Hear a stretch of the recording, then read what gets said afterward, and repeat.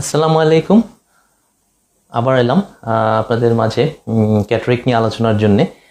আজকে আলোচনা করব আসলে ক্যাটারেক্ট সার্জারিটা কখন করলে ভালো হয়, কখন আপনার ডাক্তার পরামর্শ দিবেন এবং কি করা হয় ক্যাটারেক্ট সার্জারিতে, আসলে কি করা হয়, সার্জারিটা কি সেফ নাকি ভয়ের কোনো কারণ আছে, এই বিষয়গুলি নিয়ে একটু সংক্ষেপে আলোচনা করব।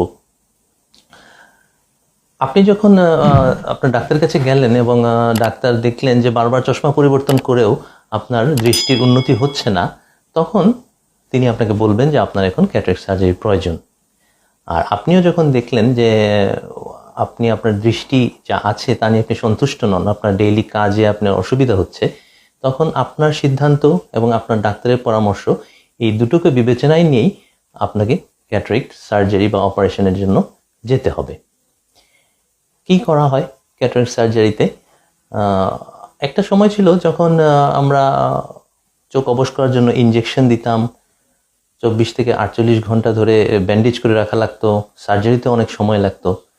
তখন ক্যাটারাক্ট সার্জারি নিয়ে আসলে আপনারা রুগীরা খুব ভীত থাকতেন।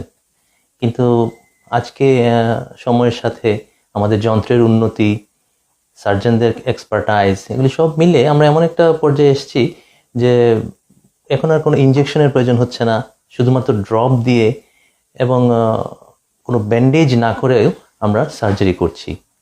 এমনকি আপনার হাসপাতালে রাত্রি যাপনও করার প্রয়োজন হচ্ছে না।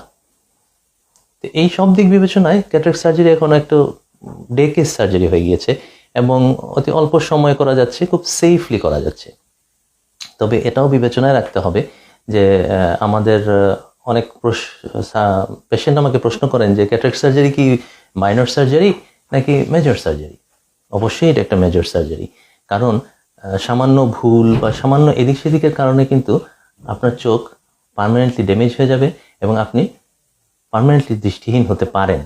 তো সেজন্য আমরা যেমন সার্জারিটিকে অত্যন্ত গুরুত্বের সাথে নেই, সেই সাথে আবার এটাও বলি যে সার্জনের এক্সপার্টাইজ, যন্ত্রের উন্নতি সব কিছু মিলিয়ে এবং বিজ্ঞানের এই যে অসাধারণ উন্নতির কারণে cataract surgery is now a very very safe surgery.